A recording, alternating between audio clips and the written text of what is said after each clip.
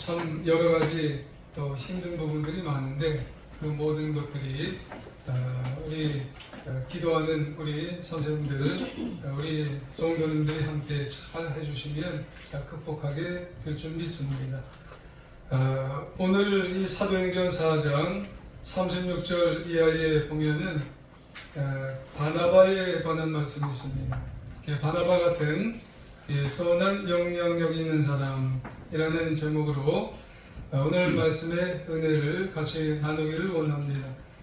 이 말씀으로 우리가 나눌 때 하나님의 은혜가 우리 모두 위에 충만히 마시길 주의 이름으로 축원합니다. 우리 옆에 분을 보면서 인사를 같이 한번 하시길 원합니다. 선한 영향력 있는 사람이 됩시다. 선한 영향력 있는 사람이 됩시다. 잘하셨어요. 안개꽃이라고 하는 그런 시가 있습니다. 꽃이라면 안개꽃이고 싶다. 장미의 한복판에 부서지는 햇빛이기보다는 그 아름다움을 거두는 안개이고 싶다. 나로 인해 네가 아름다울 수 있다면 네 몫의 축복 뒤에서 나는 안개처럼 쓰러지는 다만 너의 배경이어도 좋다. 마침내 너를 향하여 나조차 향기로울 수만 있다면 어쩌면 한 끈으로 묶여 시드는 목숨을 그렇게 너에게 조금은 비치고 싶다. 그런 이야기입니다. 안개꽃이 잘 드러나지 않죠. 그런데 이 장미꽃 옆에서 안개꽃이 같이 묶여져서 같이 이제 향기도 내고 또 도와주면서 안개꽃을 통해서 아주 아름다운 꽃이 되었으면 참 좋겠다는 그런 이야기입니다. 그러니까 주인공 장미꽃이기보다는 그 아름다움을 거두는 그런 존재, 빛나게 하는 존재, 이 안개꽃이라고 하는 존재가 조연이지만은 참 귀하다는 그런 이야기죠. 왜 그럴까요? 나로 인해서 누군가가 빛날 수 있다면 그것이 더 좋다는 그런 말씀이에요. 누군가 돋보일 때 그 배경이어도 그것이 더 귀하다는 그런 이야기죠. 드러나지 않는 꽃이라 할지라도 그 안개꽃이 있기 때문에 꽃다발 전체가 살아난다는 그런 이야기예요. 그럴 수만 있다면 내가 안개꽃일지라도 내 존재의 의미가 아주 귀하다라는 그런 말씀이에요. 그런데 이 안개꽃 드러나지 않지만 옆에 있는 그 자체가 뭐냐면 영향력이에요. 여러분 꽃다발에서 안개꽃이 없으면은 꽃 같지가 않아요. 그런데 안개꽃이 있으면 정말 아름다운 꽃이 되는 거죠. 그렇기 때문에 안개꽃이 드러나지 않는 것 같아도 함께 있으면 선한 영향력을 발휘하게 되는 거예요. 오늘 본문에도 보면은 이런 선한 영향력을 끼치는 한 분이 등장을 해요. 어떻게 보면 이분은 무대 전면에는 등장을 하지 않아요. 그렇지만 무대 뒤에서 다른 사람들을 참 잘 도와줘요. 빛나게 해요. 조연해요. 기독교 역사상 또 기독교 공동체에서 절대로 빼놓을 수 없는 그런 분이죠.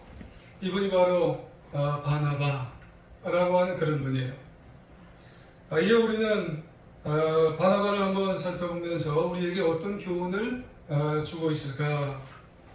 성도로서 이 바나바가 주는 이 교훈을 우리가 살펴보면서 우리가 선한 영향력을 끼치는 사람이 한번 되어야 되겠다고 하는 말씀이죠. 오늘은 특별히 이제 교회학교 헌신 예배를 통해서 바나바는 어떤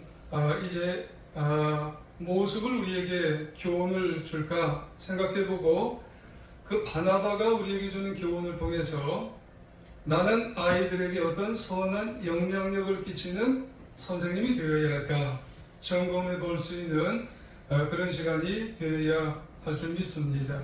두 가지예요. 많지도 않습니다. 크게 이제 바나바는 두 가지의 좋은 모습을 가지고 있어요. 한 가지는 드러나지는 않지만 바나바는 위로를 잘했어요. 격려를 잘하는 그런 사람이에요. 근데 이게 아주 선한 영향력을 끼치는 사람이었다는 말씀이에요. 바나바라고 하는 이름의 의미는 오늘 본문 36절에 보면은 나타나죠. 특별히 하반부에 보면 위로의 아들이라 그렇게 말하고 있어요. 바나바의 원래 이름은 누구냐면 요셉이에요. 그래서 사람들이 아마 요셉아 요셉아 이렇게 불렀을지 몰라요. 근데 교회 안에서 사도들이 점점점 이 요셉을 뭐라고 부르냐면 바나바야 바나바야, 아니면 어른이니까 바나바요 바나바요 이렇게. 그러니까 나중에 점점점 사람들은 요셉이라고 안 부르는 거예요. 바나바라고 부르는 거예요. 바나바가 더 유명해지니까 요셉의 이름은 사라졌어요. 바나바라고 하는 이름이 더 유명해지게 되어서 교회에서 그 사람을 바나바라고 부르는 거예요. 이제는 왜 그럴까요? 사도들이 왜 이 사람을 이제는 요셉이라고 안 하고 바나바라고 부르게 되었을까라고 하는 말씀이죠.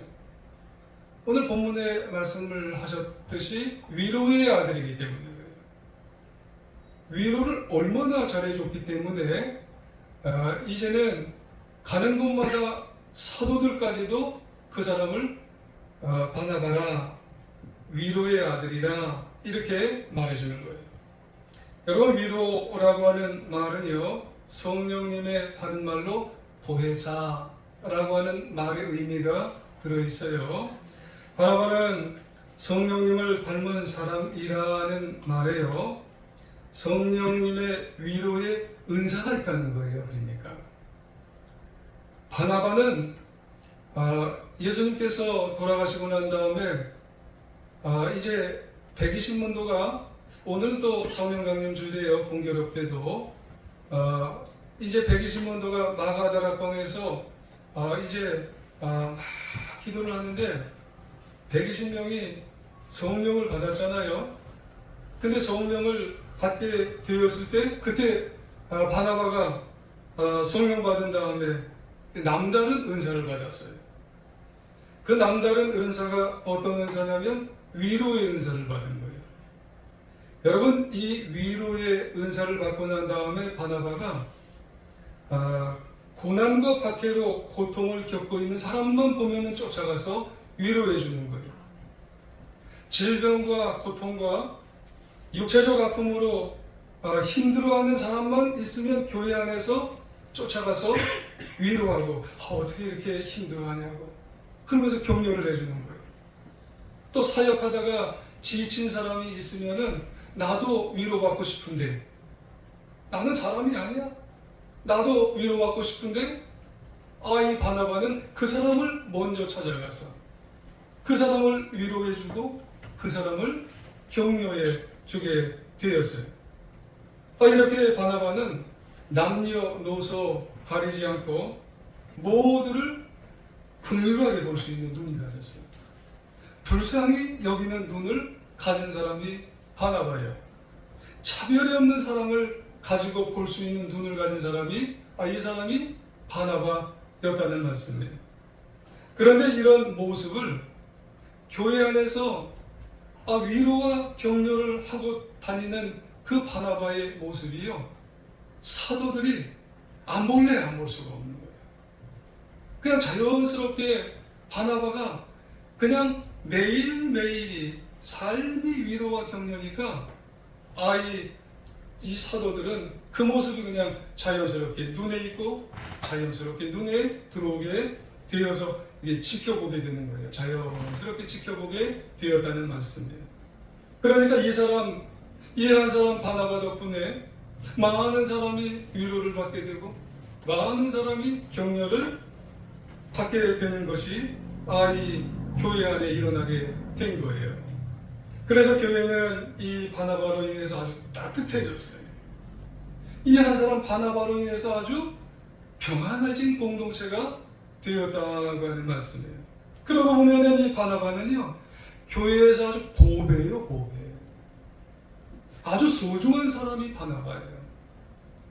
교회에서 없어서는 안 될 그 사람이 바나바예요. 이유가 뭐예요? 그 바나바는 진심으로 위로하는 사람이에요. 그 바나바는 격려해 주는 그런 바나바였어요. 누가 보든 안 보든 바나바는 하나님의 사랑, 성령님의 보혜사의 마음을 가지고 이 위로와 사랑을 펼쳐주었던 그런 사람이었다는 말씀이죠.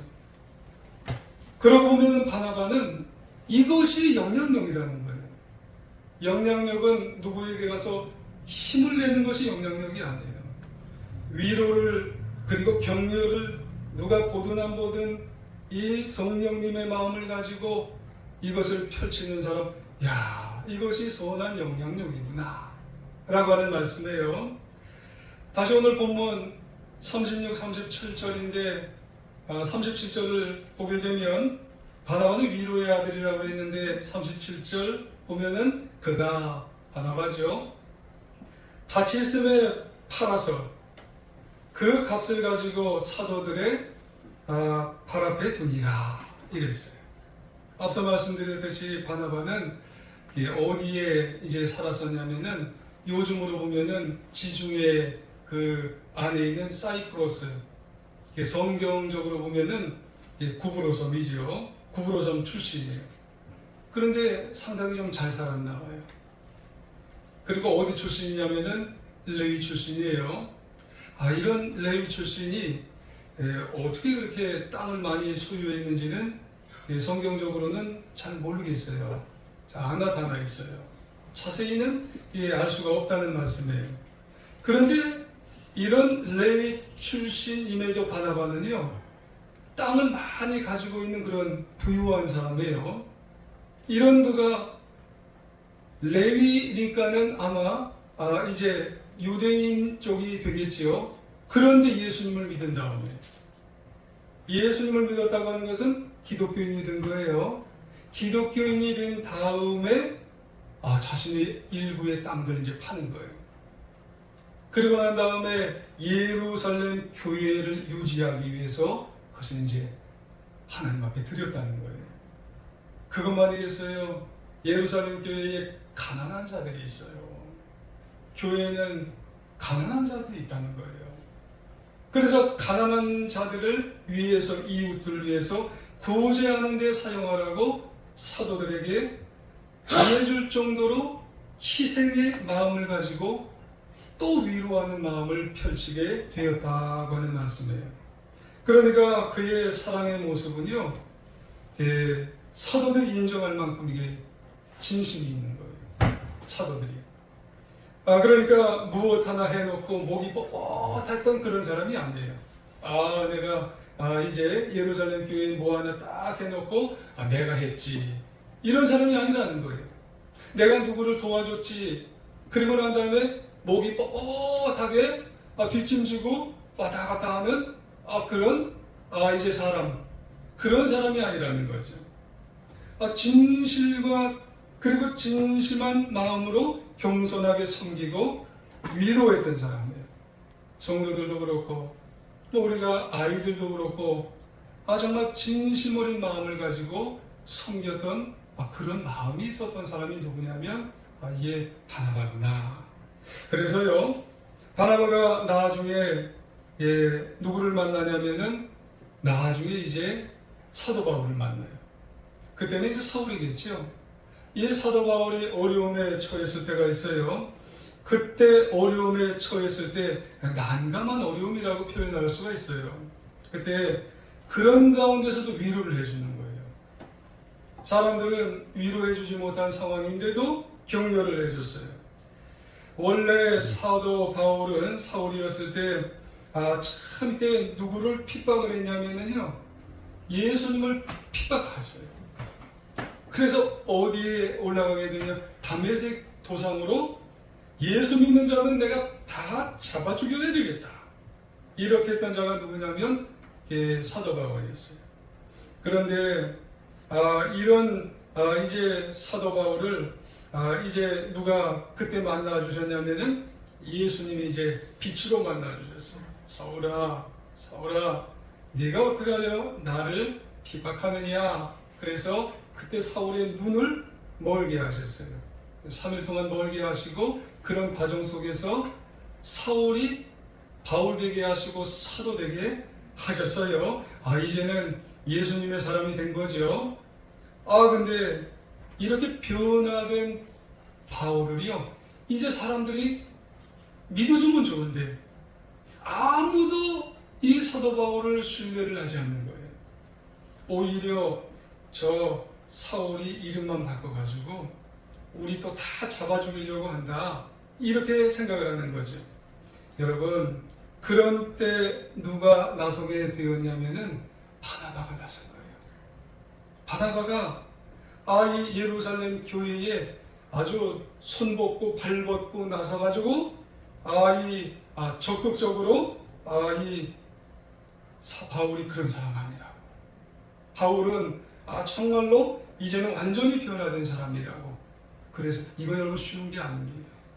다른 사람은 다 정말로 이 바울이 겉모습만 저거 변화된 척 한다고 얘기할 때 그거를 앞서서 나서서 그 사람을 변호해 주면서 위로해 주고 그리고 격려해 준다고 하는 것은 여러분 이게 정말 여러분 쉬운 게 아니라는 거예요. 어른들도 마찬가지고요. 여러분 내가 선생님이라면 아이들도 여러분 쟤는요 정말 앞으로 잘 될 수 있어요. 정말 쟤는 올바로 갈 수 있어요. 이거 변호해 주면서 위로해 주면서 한다는 게 이게 쉽지 않다는 거예요. 사도행전 9장 26절 이하에 보면 우리말 비전 성경이 이렇게 되어 있어요. 사울은 예루살렘으로 올라가서 제자들과 교제하려 하였으나 그들은 사울이 제자된 것은 믿지 않고 모두 그를 두려워했습니다. 그러나 바나바는 사울을 데리고 사도들에게 가서 사울이 길에서 어떻게 주님을 보았는지와 주께서 그에게 말씀하신 것과 다메섹에서 그가 예수님의 이름을 담대하게 전하는 것을 그들에게 이야기해 주었습니다. 그래요. 여기서 중요한 게 뭐냐면 다른 사람 다 안 믿는 것 같아도 이 바나바가 누구를 데려갔어요? 바울 데려갔어요. 그리고 사도들에게 이 바나바 그런 사람 아닙니다. 이게 변호해 주는 거예요. 위로해 주는 거예요. 아니 사울이 자기가 변호해 달라고 그랬어요? 변호해 달라고도 안 했는데 위로해 주고 격려해 주는 모습이야말로 여러분 영향력 있는 사람이에요. 선한 영향력 있는 그런 사람인 것을 여러분 기억해야 될 줄 믿습니다. 부탁드리기는 오늘 우리도 주위를 돌아볼 때 바나바와 같은 진심 어린 위로의 모습을 우리도 가져야 돼요. 여러분 진심 어린 격려의 모습을 다른 사람이 나를 어떻게 볼까? 저 사람이 나를 어떻게 볼까? 같은 꿍꿍이의 사람으로 보는 거나 이러면 여러분 영향력 있는 사람이 될 수가 없어요. 여러분 하나님을 보면서 내가 진심 어리게 위로해주고 진심 어린 격려를 해주게 될 때 그게 영향력이라는 거예요. 그게 정말 진정한 지도자의 모습이라고 하는 말씀이에요. 어느 주일학교에서 있었던 일이에요. 우리나라 얘기는 아니에요. 그 교회의 주일학교 톰슨 선생님하고 여자 선생님이에요. 그리고 5학년 여학생 테디라고 하는 그런 학생에 관한 이야기입니다. 이 테디는 쉽게 말씀드려서 왕따. 테디는 항상 보면은 눈이 좀 이렇게 풀어져 있어요. 그래서 뭔가 하면은 잘 못해요. 성경 시험을 치루어도 그게 아는 것 같은데도 풀면은 다 못 푸는 거예요. 매번 거의 다 틀려요. 그래서 어느 날 이 선생님이 어떻게 이 테디의 생활기록부를 좀 본 것 같아요. 그렇게 어떻게 좀 봤나 봐요. 그래서 생활기록부에 4년 동안의 그 테디의 평가 기록이 이렇게 쭉 적혀 있는 것을 좀 본 것 같아요. 5학년이니까. 1학년 때 기록이 착한 아이입니다. 미래가 보입니다. 하지만 가정 형편이 불우합니다. 2학년 때는 조용한 아이입니다. 폐쇄적입니다. 어머니가 불치병을 앓습니다. 3학년 때는 학업 성취도가 떨어집니다. 어머니가 금년에 돌아가셨습니다. 아버지는 아이에 대해서 전혀 무관심합니다. 4학년 때는 미래가 없습니다. 아버지가 가출하셨습니다. 현재 이모가 양육하고 있는데 학대를 당하고 있는 것 같습니다. 근데 이 선생님이 거기까지 읽는데 눈물이 흐르는 거예요. 마치 자신이 한 명의 생명을 잘 보호하지 못했던 것 같고, 그래서 이 아이가 무너져 내리는 인생을 살아가는 것 같아서, 그래서 너무 가슴이 아파서 눈물이 막 흘렀다는 그런 얘기예요. 그다음부터 선생님이 테이드를 학교에서 돌아오면 개인적으로 열심히 좀 도와줘야 되겠다. 그러다가 한 해가 거의 다 마무리된 크리스마스가 되었대요. 아이들은 선생님께 조그마한 선물을 하나씩 이제 드렸대요. 물론 테디도 나름대로 선물 하나씩 이제 드리게 되었대요.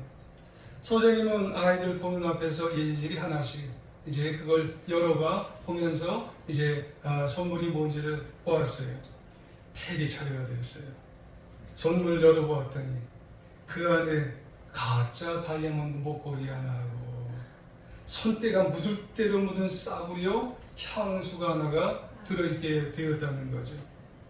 가짜 목걸이도요, 알이 중간중간에 이렇게 빠졌더래요. 향수도 거의 다 쓴 그 밑바닥만 남은 게 이제 보였더래요. 그래서 애들이 여기저기서 킥킥킥 웃으면서 이 테이블을 보면서 조롱하듯 그러면 그렇지 하면서 막 웃더랍니다. 그때 톰슨 선생님은 아무렇지도 않은데 그 목걸이를 꺼내서 목에다 탁 걸으면서 예쁘지 않니 내가? 야, 이 목걸이 참 좋다. 그러면서 이 향수도 또 꺼내서 향수도 이렇게 조금씩 뿌려보면서 야, 크리스마스 최고의 선물을 내가 받았어. 이 향수 냄새가 너무 좋다. 이렇게 하니까 아이들이요 비웃음이 싹 하시더래요. 그러니까 테디가 이 선생님 마음속에 가슴속에 푹 안기면서 선생님 고마워요. 그 목걸이는 생전에 어머니가 하시던 거예요. 향수도 엄마가 뿌리던 향수, 엄마의 냄새예요. 그거 나에게 없어서는 안 될 거예요. 감사해요, 선생님. 그랬다는 거예요. 그리고요, 그 일이 정말 이제는 기억이 나는 듯 마는 듯 그렇게 흘러갔대요. 6년인가 7년인가 흘러갔대요. 그러면서 한 통의 편지가 왔대요. 고등학교를 졸업한 테디의 편지예요. 선생님, 사랑하는 선생님, 고등학교 졸업을 선생님께 가장 먼저 알려드리고 싶었어요. 저요, 반에서 2등으로 졸업했어요. 4년이 흘렀어요. 또 한 통의 편지가 왔어요. 선생님, 사랑하는 선생님, 저 과 수석으로 대학을 졸업했어요. 다시 4년 있다 편지가 왔어요. 사랑하는 선생님, 제가 의과 대학을 졸업하고 의사가 됐어요. 멋지지 않아요, 선생님? 저 이제 결혼을 해요. 일찍 돌아가신 어머니, 제 어머니 아시죠? 결혼식 때 제 어머니 자리에 앉아주세요. 선생님은 저에게 어머니세요. 그랬다는 편지에 그런 글귀가 쭉 있어요. 왜 그랬겠어요? 그 선생님이 테디에게 진정한 위로자요 격려자가 되었기 때문에 그런 줄 믿습니다. 여러분, 우리에게 있어서도 서로 안에 그리고 공동체 안에서 뭐가 되어야 되냐면 진정한 위로자요 격려자가 되어야 한다는 말씀이에요. 우리 가운데 그리고 우리 선생님들은 우리 아이들에게 여러분 정말 위로자요 격려자가 되면 누군가 깨어진 영혼을 살아나게 만든다는 말씀이에요. 두 번째로 드러나지는 않지만 바나바는 성품이 착했어요. 여러분, 성품이 착한 것이 여러분 선한 영향력이라는 사실을 우리는 알아야 됩니다. 처음에 초대교회 성도들은 여러분 사도행전 1장 8절에 보면은 이런 말씀을 받았어요. 오직 성령이 너희에게 임하시면 너희가 권능을 받고 예루살렘과 온 유대와 사마리아와 땅끝까지 이르러 내 증인이 되라, 이렇게 말씀했어요. 그런데 주님의 명령을 듣고도 이 초대교회 성도들은요, 예루살렘 안에서만 했어요. 예루살렘을 넘어가지를 않는 거예요. 그래서 하나님은 한 가지 계획을 세웠어요. 무슨 계획을 세웠냐면, 이 초대교회 성도들 핍박을 줘야 되겠다. 환난을 줘야 되겠다. 그래서 핍박과 환난을 줌으로 말미암아서 예루살렘에 이제 핍박, 환난을 줘서 베니게, 구부로, 안디옥까지 이제 초대교회 성도들을 이제 퍼지게 했어요. 그래서 복음이 넓혀진 거예요. 그래서 안디옥에 아주 큰 교회가 세워져서 처음에는 거기에 지도자가 없었어요. 그런데 거기에 예루살렘에서 지도자를 보냈는데 그 지도자가 누구예요? 바나바입니다. 바나바를 보내게 된 거예요. 그래서 사도행전 11장에 보면은 안디옥에서 복음을 전거하고 바나바를 이 말씀을 가르치는 바나바에 대한 언급이 나와요. 사도행전 11장 24절에 보면은 바나바에 대한 언급이 제일 먼저 이런 언급이 나옵니다. 바나바는 착한 사람이에요. 성령과 믿음이 충만한 사람이라 이 큰 무리가 주께 더하여 지도라. 아멘. 그렇습니다. 여러분, 이 말씀이 바나바의 성품에 대해서 알 수 있는 아주 중요한 말씀이잖아요. 여러분, 바나바가 안디옥 지역, 안디옥 교회 지도자니까 여러분, 믿음이 충만하고 성령이 충만했다는 사실은 당연하잖아요. 어느 공동체에서 여러분 지도자가 될 만한 사람은 성령 충만, 믿음 충만 당연해요. 그런 거 충만하지 아니하면은 여러분 지도자가 과연 될 수 있을까요? 그런데 또 중요한 것은 그 맨 앞에다가 뭐라고 얘기하셨냐면 착한 사람이 되어야 된대요. 착한 사람이 되어야 된답니다. 왜 그랬을까요? 그리스도인에게는 두 종류의 인격이 있어야 되기 때문에 그렇다는 말씀이에요. 성령과 믿음이 충만한 사람으로 신앙의 인격이 있어야 될 뿐만 아니라 착한 사람으로 표현되는 생활 인격이 있어야 된다는 말씀이에요. 여러분, 우리가 착각을 하는 게 있어요. 성령 충만, 믿음 충만하면 그 사람은 당연히 착한 사람으로 생각할 때가 여러분 있을 경우가 있어요. 그런데 어떤 사람 보면은 성령 충만하고 믿음 충만해도 안 착해요. 우리가 지금까지 인생을 살아보면 알아요. 그 사람이 믿음도 충만하고 성령도 충만한데 이상하게 안 착한 사람이 있어요. 그래서 그것 때문에 어려움이 생겨요. 그래서 그것 때문에 문제가 생겨요. 그래서 그것 때문에 상당한 기간이 여러분 공동체 안에서 여러분 냉랭해요. 누가 믿음 때문에 냉랭한가요? 교회 공동체 안에서? 그것 때문에 교회 학교 안에서 이상하게 문제가 발생하나요? 아니에요. 착하지 않기 때문에 그런 거예요. 사람 됨됨이가 안 됐기 때문에 교회 공동체 안에서 이상하게 여러분 문제가 발생하는 거예요. 하지만 바나바는 어때요? 성령과 믿음이 충만할 뿐 아니라 착하죠. 사람 됨됨이가 괜찮아요. 여러분 참 신뢰할 수 있는 분이라는 말씀이에요. 그래서 이 바나바는 참 따뜻해요. 공손해요. 진실해요. 거짓말을 안 해요. 힘 있는 사람에게도 잘할 뿐만 아니라 힘 없는 사람에게도 참 잘하는 사람이 이 사람이 바나바예요. 그러니 사도행전 11장 24절 하반부에 보면은 큰 무리가 더하여지더라는 말씀입니다. 여러분, 그게 영향력입니다. 여러분, 디모데전서 1장 19절 이하 19절에 보면은 믿음과 착한 양심을 가지랍니다. 여러분, 우리는 믿음 충만, 성령 충만만 여러분 우리는 갖기를 원하지만 지도자가 되기를 원하는 사람은 착해야 돼요. 여러분, 우리 깨달아야 줄 믿습니다. 착한 됨됨이를 가져야 선한 영향력이 우리에게 발휘가 되는 사실을 우리가 기억해야 되는 거예요. 성도도 마찬가지고, 여러분 교사 선생님들도 똑같습니다. 믿음도 성령도 충만하지만 착한 모습이 우리에게 있어야 할 줄 믿습니다. 어느 목사님이 쓴 1%의 변화를 꿈꾸며 라는 책이 있어요. 그 책 내용에 보면 손님들이 주유소를 안 찾는데요.